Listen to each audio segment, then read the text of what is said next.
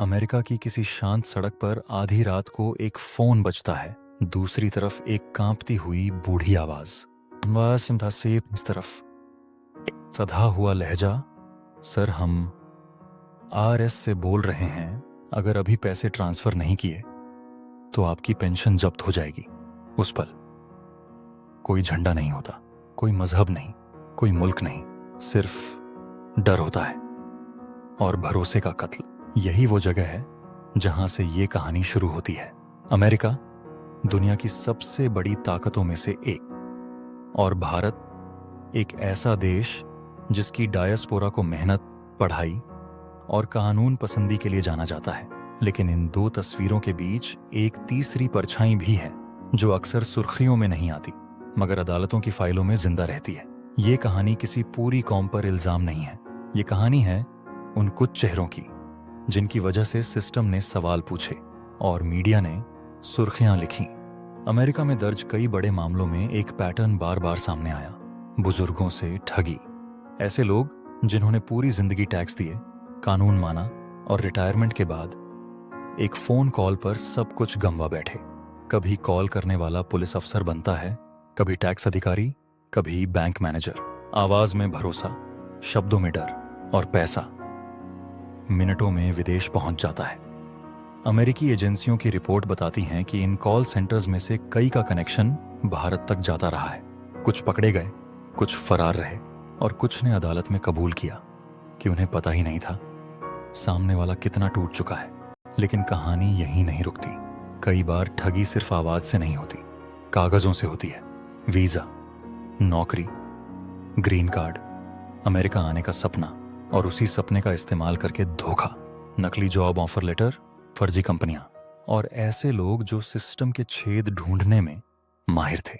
कुछ मामलों में लोगों ने झूठे हमले तक दिखाए ताकि असाइलम मिल सके। कुछ ने शादी को सौदा बना दिया। अमेरिकी अदालतों में जब ये केस खुले तो जज ने एक बात कही, ये सिर्फ कानून तोड़ना नहीं, भरोसे का गुनाह है। फिर आता है पैसा, बहुत सारा पैसा, इन्वेस्टमेंट स्कैम, रियल एस्टेट का लालच, डबल रिटर्न, गारंटीड प्रॉफिट। अंदर की खबर, शिकार अक्सर वही बुजुर्ग, नए इमिग्रेंट या अपने ही मुल्क के लोग। जब एफबीआई ने कुछ मामलों में रेड डाली तो पता चला कागजों पर प्रोजेक्ट था, जमीन पर कुछ भी नहीं। और जो पैसा आया वो कई खातों से घूमता हुआ अचानक गायब हो गया। कुछ केस तो इतने बड़े थे कि पूरे पूरे शहरों में लोग ठगे गए। लेकिन सबसे डरावनी कहानियां कभी कभी पैसों से आगे निकल जाती हैं। इंसानी तस्करी, लोगों को गैर कानूनी रास्तों से अमेरिका लाने का वादा, कनाडा बॉर्डर, मेक्सिको का रेगिस्तान, ठंड, भूख, डर। कुछ लोग रास्ते में मर गए, कुछ जिंदा पहुंचेगे, लेकिन कैद जैसी जिंदगी में। जब ये नेटवर्क पकड़े गए तो अदालत में सिर्फ अपराध नहीं, लाशों की गिनती भी पढ़ी गई। और फिर वो केस जिनके बारे में बात करना भी मुश्किल है, नाबालिगों से जुर्म, सेक्स ट्रैफिकिंग, मोटेल और मसाज पार्लर की आड़ में जिंदगी बर्बाद करने की कहानियां। इन मामलों में सजा भी उतनी ही सख्त थी क्योंकि अमेरिका में इन अपराधों पर कोई नरमी नहीं। एक और इलाका जहां सिस्टम को झटका लगा, हेल्थ केयर, मेडिकेयर और मेडिकेड जैसे प्रोग्राम जो बीमार और गरीब लोगों के लिए बने थे। कुछ डॉक्टर, कुछ क्लिनिक मालिक और झूठे इलाज के बिल। सरकार ने सोचा था मदद पहुंचेगी, मगर कुछ ने इसे बिजनेस बना लिया। जब जांच हुई तो करोड़ों डॉलर के फर्जी क्लेम सामने आए। और हाँ, ड्रग्स, हर भारतीय इस दुनिया से कोसों दूर है।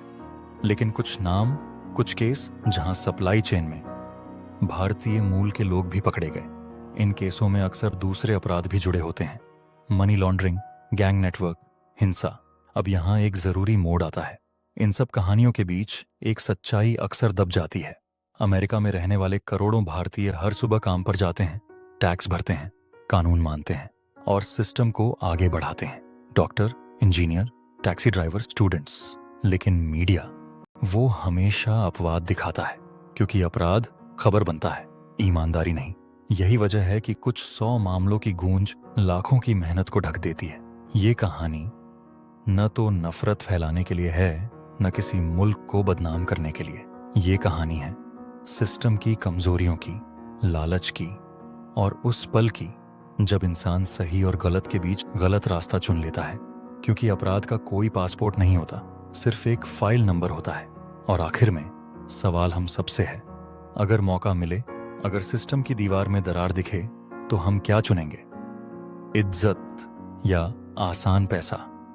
अगर आपको यह जानकारी फायदेमंद लगे तो कृपया इस वीडियो को लाइक करें, सब्सक्राइब करें और शेयर करें। हकीकत और सच्चाई आप तक पहुंचाने के बदले में हमें आपसे बस यही, एक छोटा सा सहारा चाहिए।